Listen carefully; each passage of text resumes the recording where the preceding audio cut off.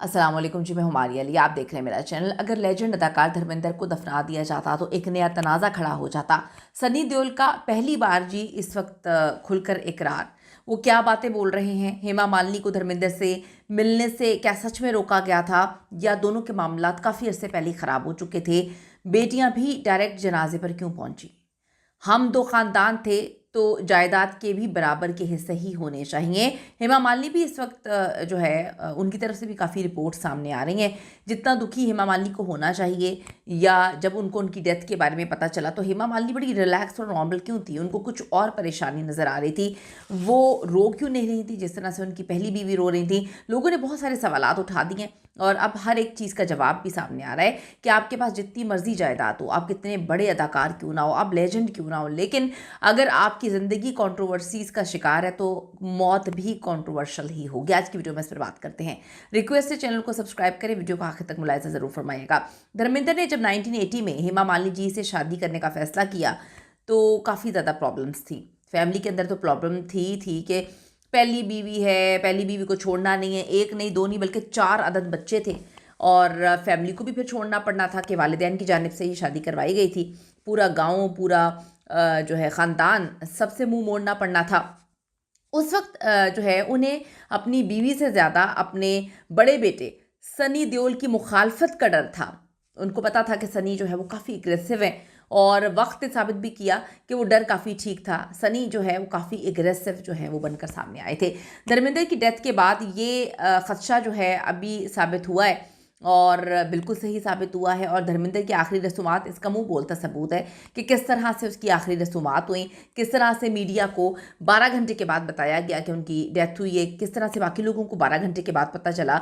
12 घंटे क्या होता रहा, 12 घंटे वहाँ पर क्या चीज़ें हो रही थी, ये बड़ी मिस्टीरियस है धर्मेंद्र की। और एक और बात मैं आपको बताती चलूँ कि सनी देओल ने एक वैसे ही हाइप बड़ी क्रिएट कर दी थी, बदतमीज़ी करना मीडिया के साथ। और जब धर्मेंद्र जो है घर शिफ्ट होते हैं तो काफ़ी बदतमीज़ी की इन्होंने, काफ़ी वहाँ पे दंगे फसाद भी कहूँगी, मारना पीटना इन्होंने लगाया, काफ़ी डराया मीडिया को, ताकि मीडिया उनके फार्म हाउस के पास बिल्कुल भी नजर ना आए। और फिर वही हुआ।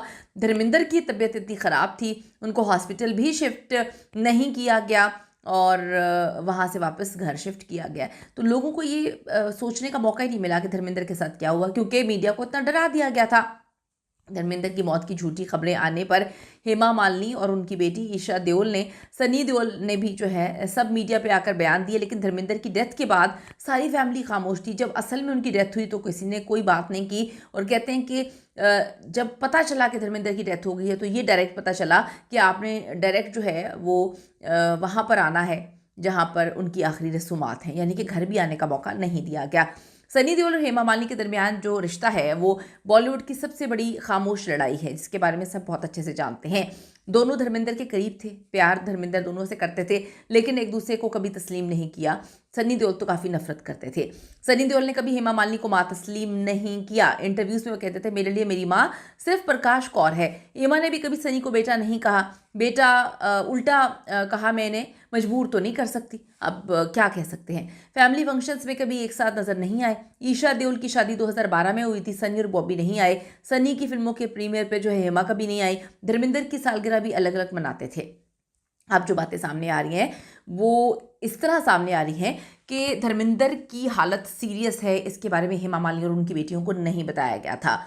इसकी जो है इसका मुंह बोलता सबूत ये है कि ईशा देओल और हेमा मालिनी की जानिब से कहा कि हम ग्रैंड सेलिब्रेशन करेंगे धर्मेंद्र की बर्थडे पर। उन्होंने कहा कि जो है ईशा देओल की बर्थडे जो कि गुजर चुकी थी नवंबर में, वो भी हम जो है सेलिब्रेट करेंगे धर्मेंद्र की बर्थडे के साथ। कुछ लोगों को समझ नहीं आया कि धर्मेंद्र की तो हालत इतनी ख़राब थी कि लोग उनकी मौत की खबरें चला रहे थे, अब एकदम से वो इतने ठीक हो गए और ये फैमिली कह रही है कि हमने सेलिब्रेशन करनी है। तो इस फैमिली को पता ही नहीं था कि डॉक्टर से जवाब दे दिया है। इस फैमिली को तो ये भी नहीं पता चला कि कब धर्मेंद्र की डेथ हुई है। ये तो डायरेक्ट जो है वो आखिरी रसूमात में पहुंची, जिस तरह से भागती हुई ईशा देओल जा रही थी, यही समझ आ रही थी कि उनको कुछ भी नहीं पता। धर्मेंद्र दोनों खानदानों से प्यार करते थे, लेकिन कभी एक दूसरे को साथ उन्होंने नहीं लेकर आए। एक पुराने इंटरव्यू में कहा था, मैं दोनों को बराबर प्यार करता हूँ, लेकिन वो अलग अलग रहना चाहते हैं, तो मैं क्या करूँ। एक वक्त ये खबरें भी सामने आ रही थी कि पहली बीवी के बेटे सनी देओल और हेमा मालिनी के दरमियान जो है लड़ाई हुई है और सनी देओल ने हेमा मालिनी को चाकू से कत्ल करने की कोशिश की। ये भी कहानियां थी। इस बात में दो राय बिल्कुल भी नहीं है कि धर्मेंद्र जो है उनकी ज़िंदगी तनाज़ात का शिकार रही है और मौत भी उनकी तनाज़ात से ही भरी हुई है। धर्मेंद्र और उनकी फैमिली हमेशा इसी कोशिश में लगे रहे कि मीडिया के सामने हम दुनिया बड़ा अच्छा दिखाएं, अपना इमेज बहुत अच्छा दिखाएं। धर्मेंद्र कभी भी मुश्किलात से नहीं घबराए, वो हमेशा बड़े स्ट्रांग बन के सामने आए हैं। लेकिन धर्मेंद्र का नाम आप देखें कि दिलावर और जो हेमा मालिनी का नाम जो है आयशा बेगम रखा गया था जब इन्होंने जो है इस्लाम मज़हब कन्वर्ट किया। अब लोग कहते हैं कि जी वो तो सिर्फ उन्होंने शादी के लिए किया था। कुछ लोग कहते हैं कि वो कभी प्रैक्टिस नहीं उन्होंने की, प्रैक्टिसिंग मुसलमान नहीं थे वो। बहुत सारी कहानियाँ हैं, बहुत सारी बातें हैं, लेकिन मैं आपको बताती चलूँ कि ख़ुद 1980 में इन्होंने ऐलान किया था कि मैं मुसलमान हो चुका हूँ। धर्मेंद्र की पहली बीवी और बच्चे तनाज़ा से दूर भागते रहे हैं, हमेशा वो भागते रहे हैं दूर, और अब जो है हॉस्पिटल से ये तनाज़ा शुरू हुआ। इसको अब पता नहीं कब तक जो है तनाज़ा चलता रहेगा। धर्मेंद्र के घरेलू मुलाजमीन के हवाले से ये खबरें भी सामने आ रही हैं कि बड़े साहब जो हैं वो 12 से 15 घंटे पहले उनकी डेथ हो चुकी थी, वो मर चुके थे। इसके ऐलान के हवाले से भी कंट्रोवर्सीज़ हैं कि क्यों ऐलान नहीं किया गया, क्या कुछ कर रहे थे, क्या कोई डॉक्यूमेंट्स कंप्लीट किए जा रहे थे, क्या जायदाद के लिए कोई मामला चल रहे थे। याद रहे कि जी धर्मेंद्र की प्यारी बीवी हेमा मालिनी, इनका नाम आयशा बेगम है, आखिरी वक्त में उनके साथ मौजूद नहीं रहीं, जिनके लिए उन्होंने अपना मज़हब तक चेंज कर लिया, जिनसे वो इतनी मोहब्बत करते थे, आखिरी वक्त में वो बीवी उनके साथ नहीं थी। ऐसा क्यों हुआ और आखिरी वक्त में धर्मेंद्र के साथ ये सलूक क्यों किया गया, ये तो बड़ा मिस्टीरियस है। इसके लिए कुछ हक़ाइक़ हैं जो जानना थोड़ा सा ज़रूरी है।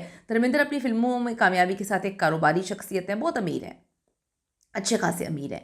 3 अरब 35 करोड़ भारतीय रुपए के वो मालिक हैं, और पाकिस्तानी रुपए अगर हम बात करें तकरीबन 11 अरब 56 करोड़ रुपए उनकी दौलत है। लग्जरी गाड़ियाँ हैं उनके पास, शानदार उनके फार्म हाउसेस हैं। लोनावाला में उनका 100 एकड़ का फार्म हाउस है। मुख्तलिफ़ कारोबार वो करते हैं। अगर आप सनी देओल की बात करें, सनी देओल एवरेज अदाकार रहे हैं, और बॉबी देओल का तो करियर था ही नहीं। उसके बाद उनके जो 2 बाकी बच्चे हैं, 4 बच्चे हैं पहली बीवी से, 2 बच्चों का तो कोई अता पता भी नहीं है। दूसरी तरफ अगर हेमा मालिनी की साइड से आ जाए, हेमा मालिनी सुपरस्टार, उनकी जो बेटी ईशा देओल एक बहुत ही एवरेज जो है एक्ट्रेस थी, उनका भी करियर कोई नहीं है। उसके बाद उनकी अभी तलाक भी हुई है, बेस्ट फ्रेंड से उन्होंने शादी की थी, उनके बच्चे भी हैं, और फिर ये बातें सामने आई कि उनके हस्बैंड चीट कर रहे थे, दोनों की तलाक हो गई, तो अभी वो सेपरेशन ही तलाक हो चुकी है। तो देओल ख़ानदान मजमूई तौर पे तो हज़ारों करोड़ रुपए से ज़ायद का मालिक है, जिसमें सनी देओल, बॉबी देओल, ख़ानदान के दीगर अफराद के असासे शामिल हैं। क्या हेमा मालिनी खुद जो है कम अमीर बंदी हैं, बहुत ज़्यादा उनके पास पैसा। यही वजह है कि देओल फैमिली भारतीय फिल्म इंडस्ट्री की ताकतवर और बाअसर ख़ानदानों में से एक ख़ानदान है। धर्मेंद्र की डेथ के बाद उनके छोड़े गए असासे दोनों ख़ानदानों में जो है वो बराबर बटेंगे, या फिर पहली बीवी और उनके बच्चे हिस्सा मार जाएंगे, ये एक सवाल है। क्या कानूनी जंग लड़नी पड़ेगी या वसीयत अपनी तैयार करके गए हैं। लेकिन जायदाद की इस तकसीम ने दोनों फैमिलीज़ को बुरी तरह से जो है वो तकसीम करके रखा हुआ है। पहले से ये तकसीम थी, क्योंकि कभी भी एक दूसरे से मिली नहीं, कोई मोहब्बत, कोई प्यार, कोई चीज़ें नहीं थी, और मौत पे तो काफ़ी कंट्रोवर्सीज़ देखी हैं। कीमती राय दीजिएगा कि क्या पैसा इस हद तक ज़रूरी है कि जिसने कमाया हो उस बेचारे के साथ मरते वक्त भी बुरा सलूक किया जाए। कीमती राय दीजिए। See you in the next video.